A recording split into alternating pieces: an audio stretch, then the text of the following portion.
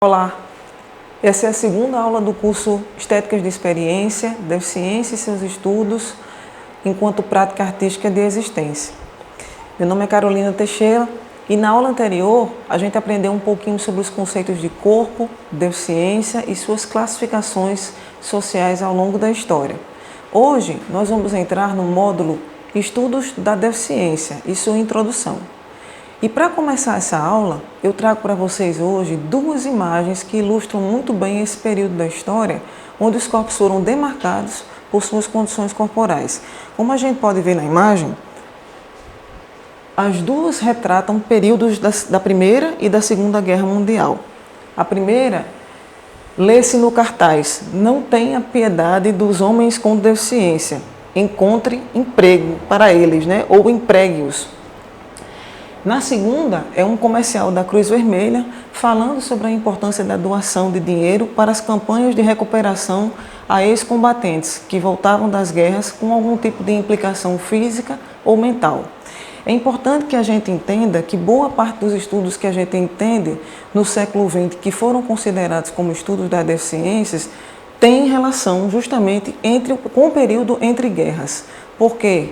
O período classificado como Primeira, Segunda Guerra Mundial foi o momento da história onde mais se produziram corpos com algum tipo de deficiência, fosse por traumas de guerra, de armas de fogo, por todos os tipos de mutilação e de sofrimento mental. Então, a base dos estudos da deficiência, na verdade, vai se concentrar nos aspectos sociais, políticos e históricos que envolviam os corpos com deficiência a partir do século XX. Olá, hoje é a segunda aula do curso Estéticas da Experiência, Deficiência e seus estudos como uma prática artística de existência. Hoje nós vamos discutir um dos principais tópicos desse curso, que é a introdução aos estudos da deficiência e seus significados. Bom, como a gente viu nas duas imagens anteriores, a gente pode ter uma breve noção de que a deficiência foi realmente um aspecto significativo que demarcou e que foi responsável por segregação de milhares de pessoas. As duas imagens que nós vimos anteriormente exemplificam bem essa demarcação. Ambas foram imagens escolhidas no final da Primeira e da Segunda Guerra Civil, que foi responsável pela mutilação e pelo surgimento de várias deficiências em seus ex-combatentes. Os estudos da deficiência se utilizam de várias áreas das ciências humanas para investigar a deficiência enquanto fenômeno social, assim como a antropologia, a história, as ciências sociais, o direito penal e o direito criminalístico. Os estudos da deficiência se debruçam sobre importantes contribuições, falhas, implicações que esse fenômeno tem desenvolvido ao longo das civilizações. Para esse módulo, separamos as seguintes questões a serem discutidas. A primeira questão é o modelo médico vezes o modelo social da deficiência. O que é que isso significa? Para que a gente entenda o fenômeno dos estudos da deficiência como um todo, é preciso que a gente obedeça uma linha de demarcação histórica, que dividiu o corpo das pessoas com deficiência em corpos atrelados à medicina e corpos atrelados à sociedade e às instituições civis. O modelo médico da deficiência foi muito utilizado entre os séculos XVII até o iniciozinho do século XIX. O que é que representava esse modelo? Segundo pesquisadores e estudiosos como Débora Diniz e Sasaki, eles definem que esse modelo médico foi responsável pela classificação das deficiências pela sua construção biológica. Então, o modelo médico reforçava a ideia de que se nascia deficiente ou por fatos biológicos ou hereditários da família, ou uma pessoa se tornava deficiente por acidentes. E essa visão médica foi responsável pela biologização desses corpos. E o que é que isso significa? Significa que esses corpos eram assistencializados e eram interpelados pela medicina, ou seja, eles se tornavam sujeitos da prática médica e da decisão médica. Isso impedia que as pessoas tivessem a decisão plena, tanto de agir com sua autonomia, bem como de agir por instituições civis públicas, o que já não vai acontecer mais a partir do início do século XIX, com a efetivação do modelo social da deficiência. O modelo social da deficiência garantia a noção de cidadania às pessoas com deficiência, o acesso à saúde, o acesso à empregabilidade e ao acesso aos direitos básicos que todo indivíduo necessita e precisa para a ação de sua cidadania no mundo. O modelo social também recebeu várias críticas por ativistas mais radicais que defendiam que o modelo social pregava uma espécie de assistencialização da pessoa com deficiência na sociedade. Então, é bom que a gente entenda que ambos esses movimentos foram importantes para a construção do que a gente entende hoje como essa identidade, pessoa com deficiência. Tanto o modelo médico como o modelo social foram responsáveis e também tiveram erros e implicações negativas na constituição dessa cidadania, mas que foram, passo a passo, reivindicadas e transformadas a partir da ação dos movimentos civis de luta das pessoas com deficiência. Os estudos da deficiência surgiram basicamente no Reino Unido e nos Estados Unidos. É importante que a gente exemplifique bem isso, porque no Reino Unido ele surge enquanto teoria e enquanto pensamento e tem sua prática mais efetivamente realizada nos Estados Unidos, principalmente pelo caráter que os Estados Unidos têm de aplicação das leis e de desenvolvimento de teorias dos movimentos civis como um todo. Nos Estados Unidos, particularmente, a luta das pessoas com deficiência vai se somar a tudo o que foi construído através dos movimentos de luta civil negra. Então, é importante frisar que os movimentos civis, como sit-ins, os movimentos civis em Mississippi, em Massachusetts, e no norte dos Estados Unidos foram basicamente muito importantes para a constituição e para a influência dos movimentos das pessoas com deficiência que viviam nos Estados Unidos. Então, a noção de direito civil, a noção de direito legislativo, a noção de institucionalidade foi concretizada a partir da junção desses dois movimentos civis, tanto o movimento civil de luta negra como o movimento civil de luta das pessoas com deficiência. E é importante parar e pensar também que é justamente nesse período que essas influências tomam conta de outros países, a exemplo do Brasil. Né? O movimento, ao contrário dos Estados Unidos e do Reino Unido, no Brasil, só chega a partir da década de 1970, principalmente pela atuação de entidades não governamentais e de associações, como a APAE, como o Instituto de Cegos no Rio de Janeiro, o Instituto Benjamin Constant. Então, é preciso entender e compreender que esse fenômeno de luta e de extensão dessas lutas sociais só vão realmente chegar no Brasil a partir da atuação dos grupos e das associações não governamentais, e principalmente do apoio e do trabalho de pais, mães e mestres nas escolas. A realidade das pessoas com deficiência no Brasil, até então, eram totalmente dependentes da ação do Estado e uma ação mínima. Até o final da década de 80, praticamente não existiam leis e não existiam associações que tivessem conseguido respaldar o direito das pessoas com deficiência em algum documento nacional. Só a partir do final da década de 90, com a proclamação dos direitos da pessoa, dos direitos internacionais da pessoa na ONU, é que essa influência começa a chegar no Brasil.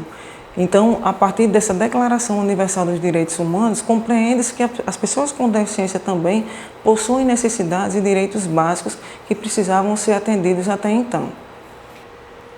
Aqui nós temos a exemplificação de duas realidades bem peculiares que foram cruciais para o surgimento dos estudos sobre a deficiência. Na primeira imagem, a gente pode observar um cartaz de recrutamento, onde pode-se ler: não tenha piedade do homem com deficiência, encontre-lhe um emprego, né? Ou ache um emprego. Essa é a típica representação das campanhas onde a preocupação do Estado nos Estados Unidos era de empregar o maior número possível de ex-combatentes, que muitas vezes voltavam às suas cidades de origem vitimados por mutilações ou por comprometimentos físicos provenientes do combate em guerras, né? E aqui, no segundo momento, a gente percebe um cartaz elaborado pela Cruz Vermelha norte-americana, onde a gente observa uma campanha de angariação de fundos para manutenção dos auxílios às pessoas, aos ex-combatentes que retornavam à sua casa com algum tipo de comprometimento. Filmes como Nascido em 4 de Julho são um exemplo de realidades e de lutas que influenciaram o surgimento dos direitos civis das pessoas com deficiência nos Estados Unidos e ao redor do mundo. Por quê? Porque boa parte da parcela desses soldados voltavam aos seus respectivos lugares sem a menor perspectiva de trabalho, o que ainda hoje é uma realidade.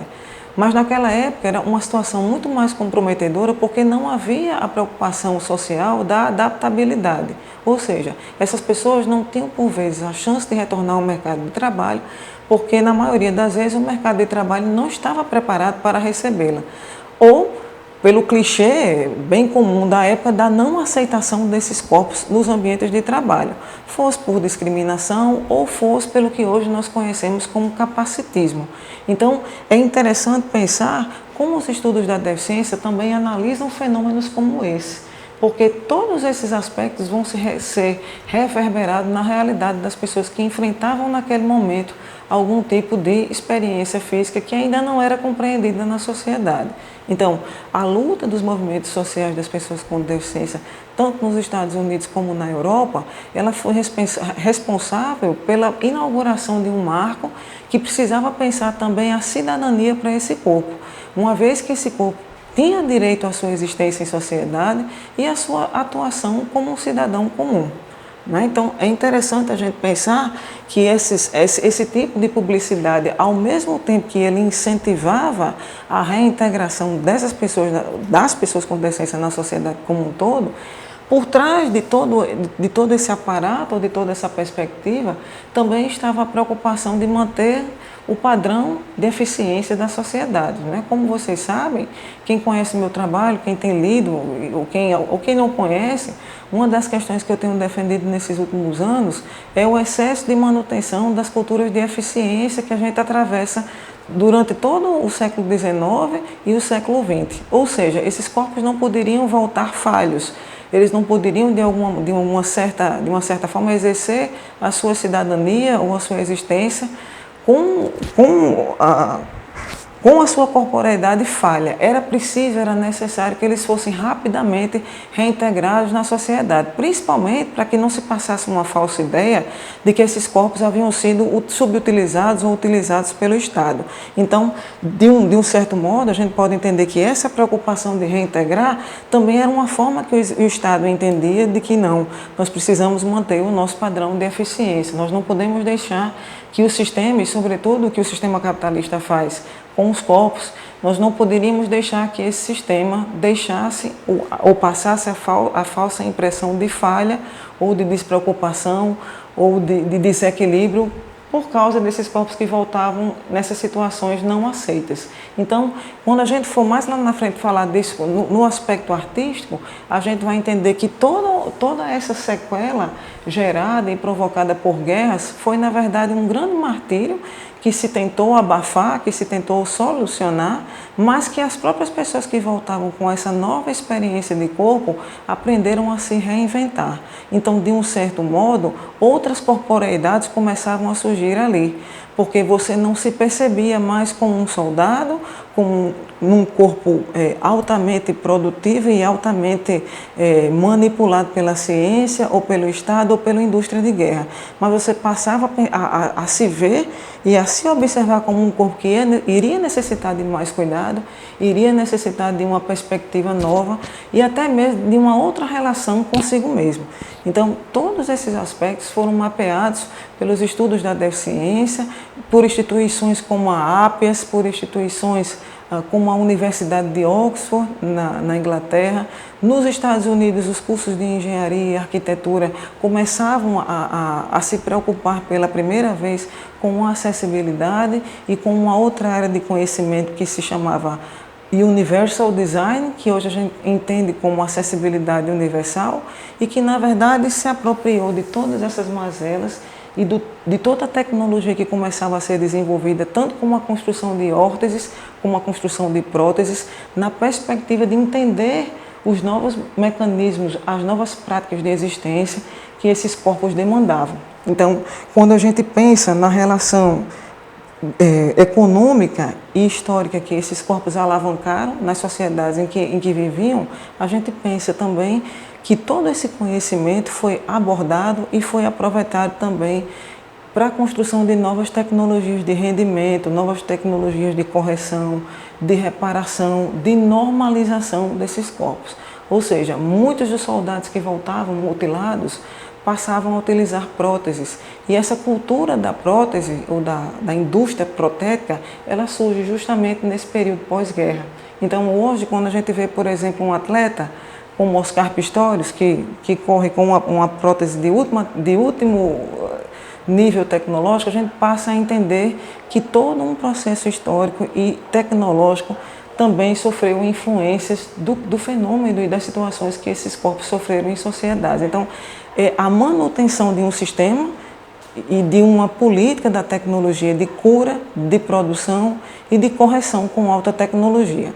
Então, é importante entender que os estudos da deficiência, como um todo, eles vão mapear todos esses fenômenos e todas essas relações que essas perdas corporais, ou digamos, perdas, ou no outro ponto de vista até ganhos corporais, influenciaram e vem influenciando até hoje nas nossas práticas.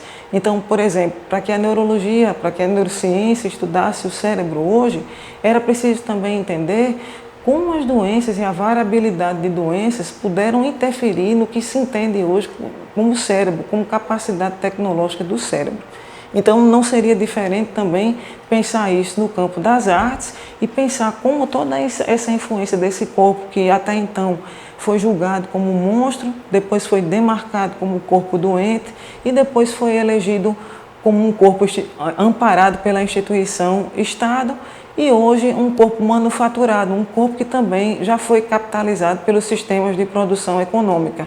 Então, não é muito distante pensar como todas essas etapas de evolução ou involução dos corpos puderam também ter um outro entendimento no campo das artes e da produção das artes, que é o que a gente vai ver na próxima aula e a gente vai estar debatendo muito mais sobre esses conteúdos.